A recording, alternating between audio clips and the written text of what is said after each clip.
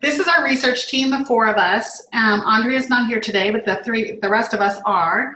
And we're going to tell you about some efforts that we have. Just let me know if there's any kind of echo or if there's any problem with the audio, and we'll try to get that resolved. So to start, we're going to talk about why it's important to talk to learners. And here's a quote that I believe Andrea found for us that talks about asking students about their experiences is important and gives us important information to know what to do and how to design things. So that's kind of been the reason for why we're doing this. The next screen talks about, and I'm kind of going to move kind of fast since we are short on time. I'm wondering if somebody hit the record button or not. Matt, did you do that? I think we're supposed to record them. So somebody hit the record button, please.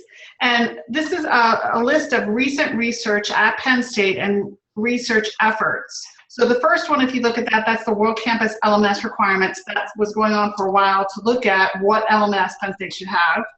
Next was the student interface study, and that led to the subcommittee effort of the interface task force recommendations. Another effort was associate study that was through World Campus, and that was a quantitative effort that looked at a lot of responses, looked at areas for improvement for World Campus, including learning design, and specifically talked about Angel and LMSs. So these are efforts that we've had in the past to kind of inform what we've decided to do. And so we have some efforts here. You might have heard us talk about this at the TLT Symposium, but we have some new information that we're going to talk about for the bulk of today, and that's about the user survey results, and Vicky's going to tell us more about that. But to go back to, I think you're echoing, I can hear it. The Canvas user experience, we started this with the round one, with the round zero, and basically what we did is we asked our learning design and IST student interns to go through some tasks, and that's how this started. Rhonda was the kind of leader of this and wanted to do some research to look at our design decisions that we were deciding last summer. How do we set up the syllabus? How do we set up our courses in Canvas to try to make the best possible choices that we could? And so she led this effort to ask our student interns about this. That was our round zero, just informal, no IRB. Round one, we did this with the IST students, and Rhonda led this effort. It was an IRB approved study, and we're going to talk more about that in a minute. And then round two was the cross-unit effort where we had other folks join us across the university, College of EMS, College of Liberal Arts, and World Campus. Then the next effort, those are all talk alouds, and those are all qualitative efforts. The next effort was quantitative. We had a user survey. Vicki Williams led this effort and had some results to share with us. And over 5,000 students received the survey. So to start with the UX studies, the talk aloud studies, this is where it started. And we just wanted, like I said already, we just wanted to kind of know if our design was anywhere in the ballpark where it should be. We wanted to test our students. So Rhonda came up with 8 tasks, and we're going to show you example tasks in a minute for the students to do and talk aloud as they did it. So here's a couple examples of those tasks. Basically, it's things that you would do in a course. Go find an essay. How would you find that? Go find a reading assignment. How would you find that? How would you read course announcements? So there were tasks that students would do. These were all students that they would do within a course, a typical course. And what she did was have them come in and talk aloud as they were doing these tasks. So we could find out if they get lost, where do they get lost if they do they think it's difficult or not.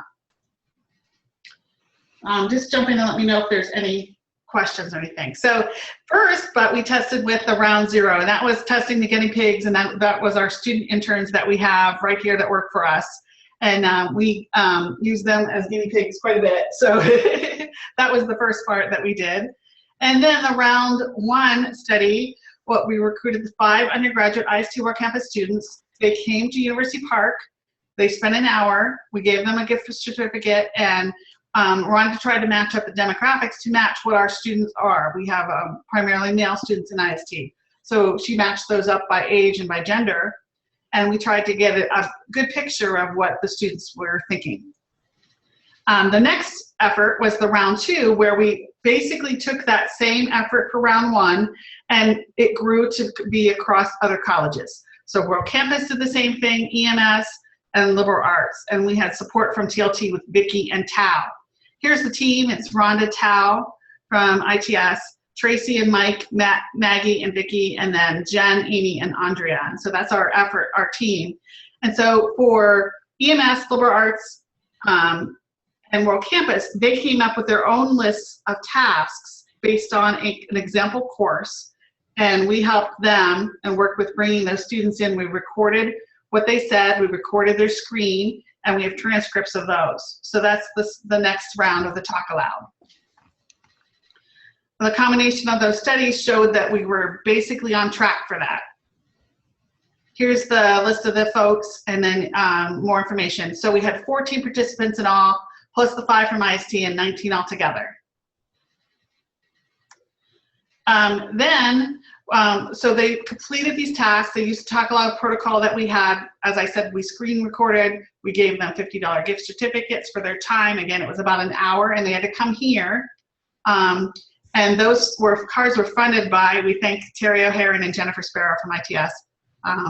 And we thank them for giving that motivation to students to come. We are currently undergoing data analysis on the audio, video, and the transcripts for that. And we should have the results soon. We did see some of the same things we saw in IST's round 0 and in round 1 testing. So we are working on looking forward to those results soon. So next, Ron is going to talk about some more about the round 1 and round 0. Well, thanks for joining us, everybody. Please let me know if you have any trouble hearing me today. But as Amy said, I'm just going to quickly go through some of the results that we saw with the round 0, which was our student interns, and our round 1 study, which was actual World Campus students. So I'm kind of giving it away on this screen, but one of the things that we found in our testing is that as students performed the tasks, they thought it was pretty easy. That was a word that we heard time and time again as students navigated through Canvas, navigated through our design.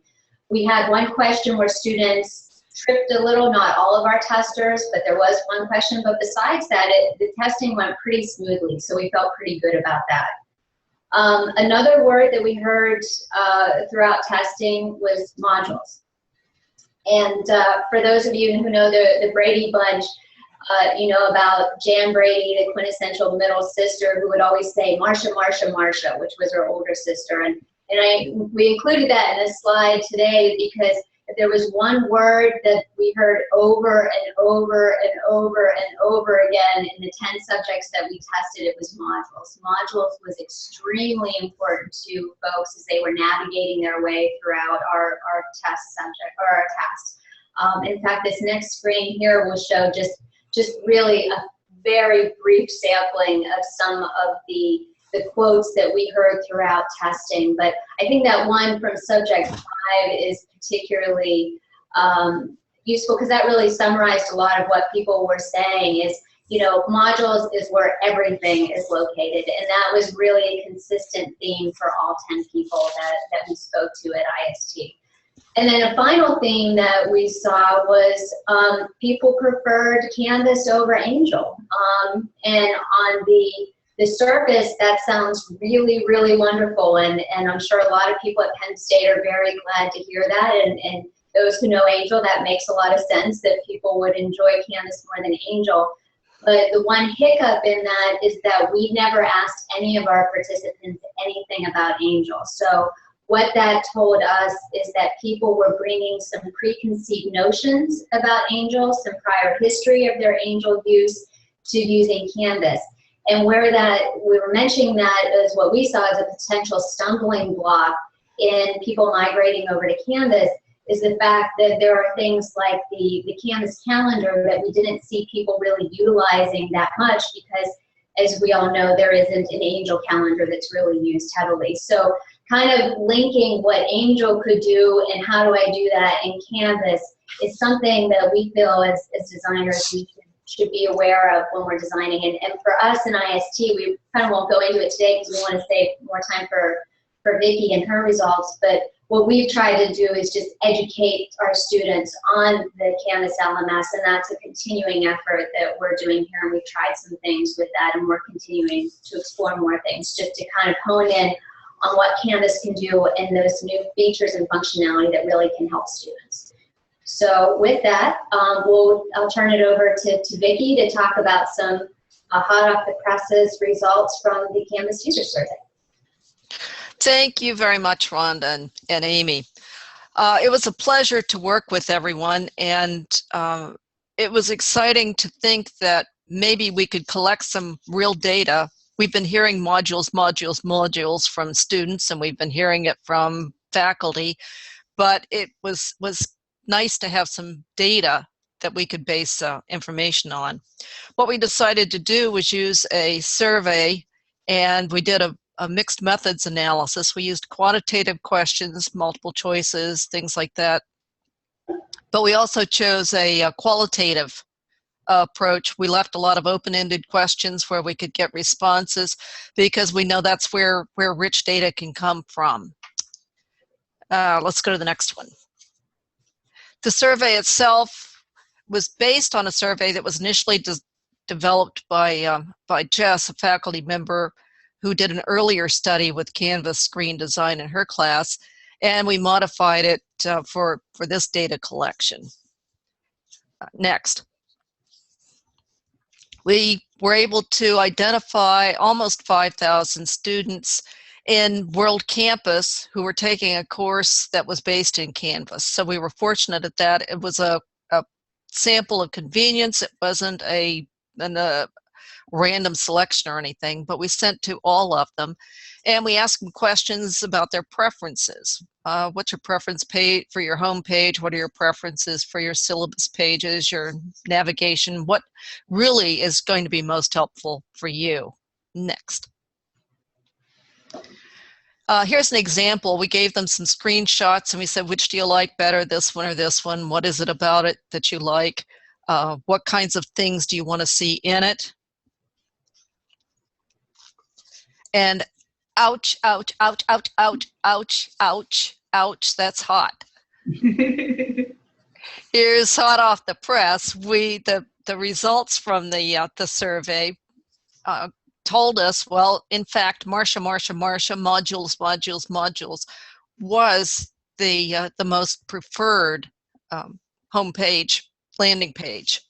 So modules followed by syllabus. They wouldn't mind having a syllabus as their homepage, but they didn't find recent activity very inspiring or very helpful. It wasn't easy to find things on it, and the welcome page was pretty, but that was about all they had to say for it. We asked them about the syllabus pages. We gave them 3 views for the syllabus, and we said, what kinds of things do you want to see on there? And they chose syllabus view, which looks something like the next one.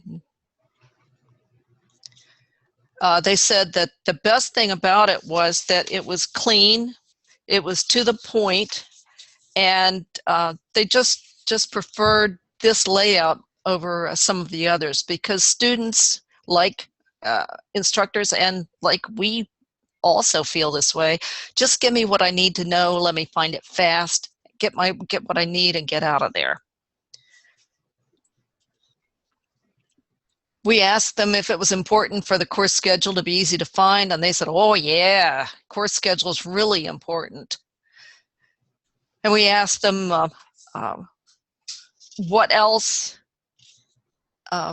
whether they needed to print the entire course schedule, because it's kind of mixed sometimes with people, whether they want to print things out or whether they read them on the screen.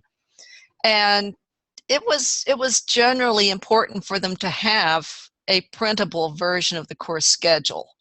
Although there were some students that really said it's not important to me at all. So it was kind of mixed, but it was skewed toward the end of some degree of importance with 66% of the students. It was also important, we asked them, what do you want to see in your syllabus page? So we asked them to rank different the features And they said that the most important things they wanted to see in this order were the course schedule. That's real important. They wanted to see if there was any grading weights, any grading scale, what kind of course materials were necessary. And basically what they were asking up here was just tell me what are the rules of the game. I want to play the game. And students don't do optional. We know that.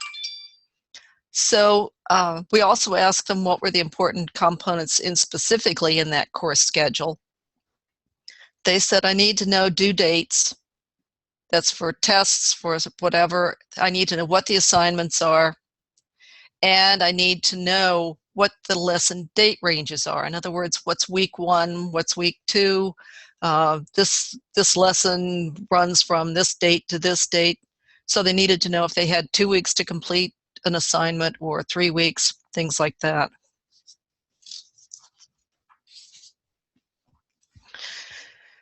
We asked them, when you view your syllabus, what information is most important to you?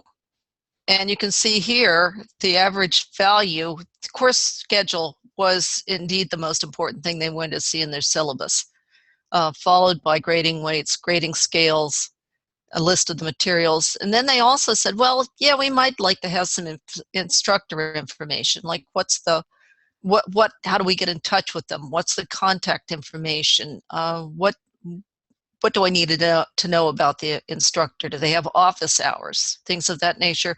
And what are some extra resources? They weren't terribly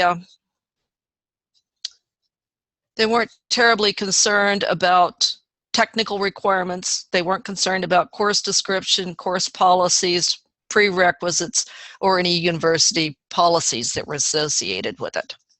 They just said that you can stick that somewhere else, but I got to have these things on my syllabus page. The third thing we asked them about was navigation. If we're going to put together a navigation menu for them on a page, what is the most important part, or the most important items that you want to have access to? In other words, what needs to be on the navigation menu so you can find it quick and go to it easily? Well, it was assignments. Assignments was the most important item. And then next they said, okay, well, I need a link to my grades and I need a link to any lesson modules that might be included. They didn't want to see anything about the files that were available. They didn't want to see anything about other pages, conferences. They didn't need to know people, other classmates on their navigation menu. They said, put it somewhere else, but not on my navigation menu. And we gave them the option of pages and conference items, and they weren't quite sure what we were talking about. So we figured they probably didn't have enough experience with Canvas at this point using those to clearly understand it.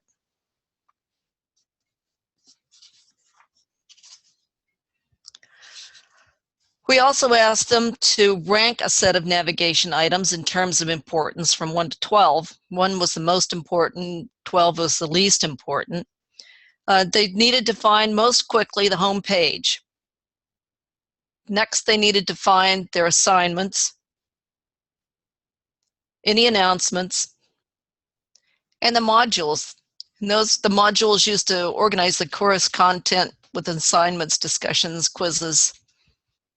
And that's basically what they wanted on their navigation menu. The other things are fine, but they wanted them farther down the list so that they could access them, but that they didn't have to see that first.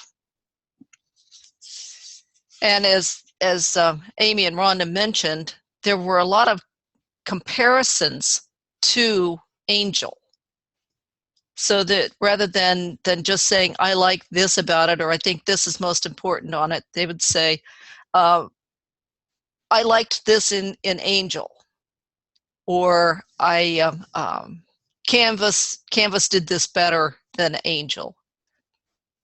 So there were a lot of comparisons in the open-ended questions that we looked at. And then one of the things that we included was a question that the World Campus marketing people were very interested in, is what is it that really makes online students feel a part of Penn State? That they're not just an isolated individual in a course, and that the only contact they have is with the course content. So we asked them the open-ended question, and what we found was the majority of the students felt yes, that the Nittany Lion graphic gave them the best sense of inclusion in the larger Penn State community. But they also said, well, the other thing that makes me feel included and part of this is heavy interaction with other classmates and with the instructor. So those are important. Now, they also said, can you please put in the sports information? Can you give me news about the latest scores? Can you tell me what's going on with? So they were interested in being part of this larger Penn State community.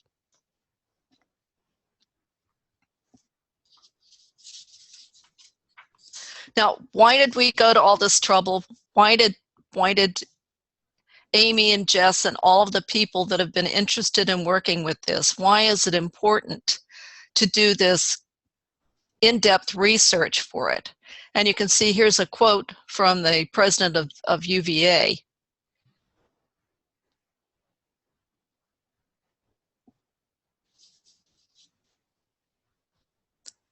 So that's why we did it, because it's important, qualitative as well as quantitative research. Well, controlled trials, we do the best we can, but these are important things because now we heard modules before, but now we have some definitive data that we can present to justify design. Rhonda, Amy? That's what we have is for the slideshow, and we're open for questions. We want to leave about 5 minutes for questions. Renee typed something. Been finding that students are clicking on assignments in their to-do lists, tasks, and not reading assignment details in the module. So I think, Renee, you're talking about the front screen. Yeah, no, I guess I can talk because I have. Go ahead.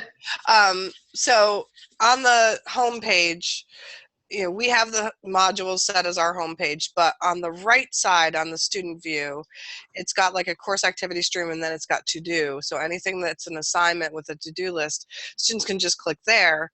And so I was trying to understand why they had this question about a particular detail of an assignment where it says, check the assignment list and whatever. It's because it wasn't in the assignment, although it was in a couple of different places in the module in the lesson.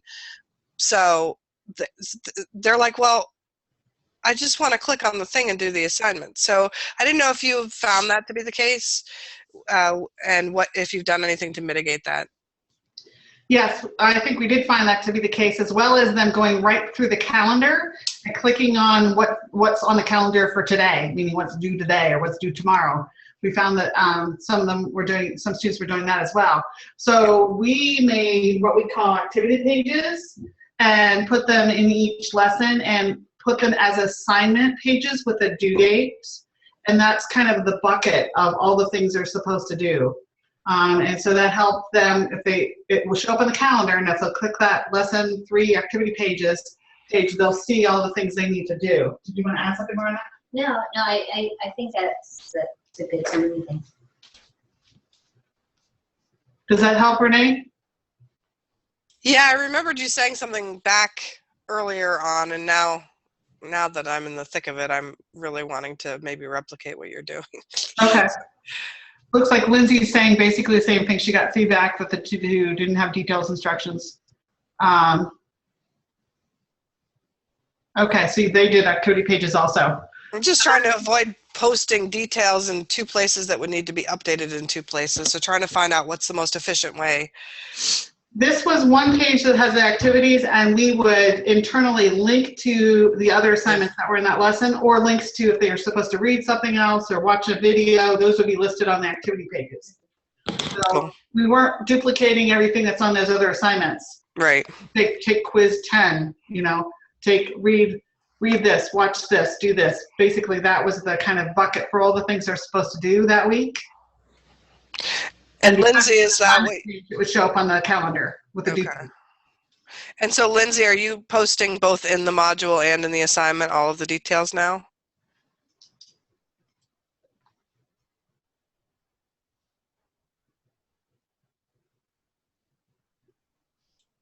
I started to do that too, but then I worried that they'd not. I mean, maybe they won't read the lesson no matter what you do. I don't know. We didn't want to be duplicating exactly the same, you know, language 2 places, so we didn't do that. Exactly. Yeah. We just list what the item is, assuming that they're going to click on it and go and read the whole thing. Hopefully. Yeah, and sometimes too, I think even from a production standpoint, we've been maybe not even linking to individual assignments within that initial activity page, but just referring students back to the entire module too, right. Just to kind of keep it a little bit easier to get updated and still keep funneling students to that initial activities page, but you know, directing them to look at this Go to modules and do everything that's listed there for that week. Yeah.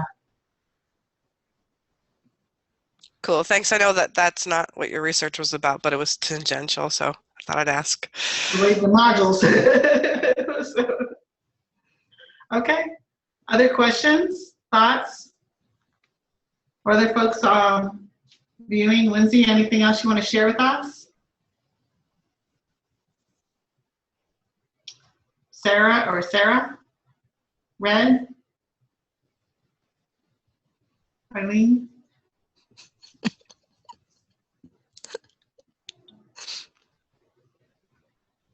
Is your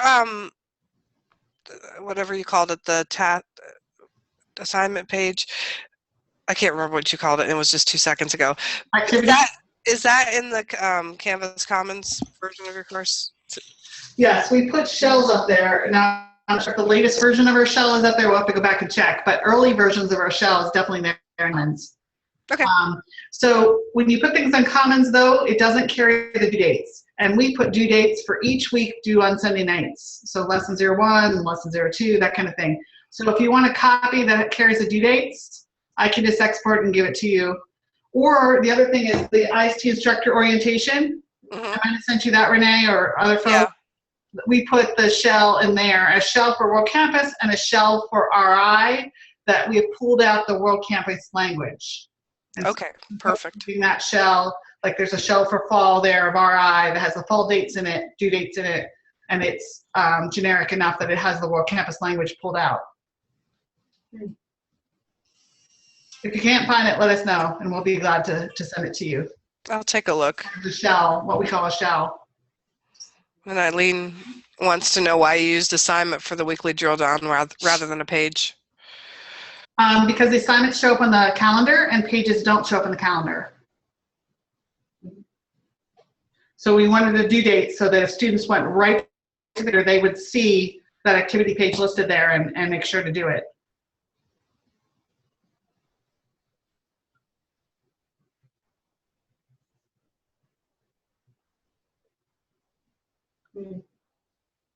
Calendar events.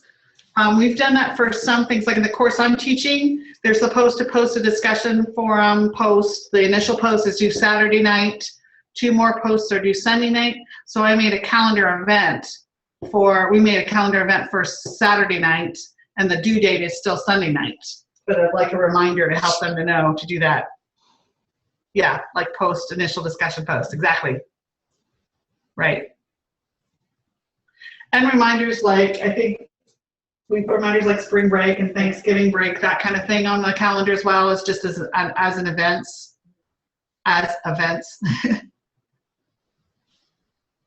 Does it make the schedule list very long? It's not too bad. We use that activity page to put all those things on there so that we don't end up with 20 items for each day, for each due date. So that's another reason that we use that activity page, to kind of use it as a bucket. So we don't otherwise it could get very long and not all fit on the calendar.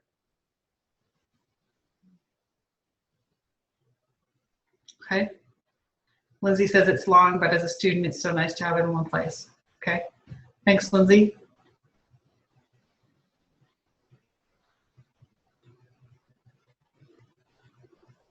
Vicki, anything you wanted to add? No, I think that we've had a very good discussion, and there have even been some things brought up in the chat that I find interesting to follow up with. Okay. Looks like we're supposed to go to the wrap-up room. Sorry we're a little late.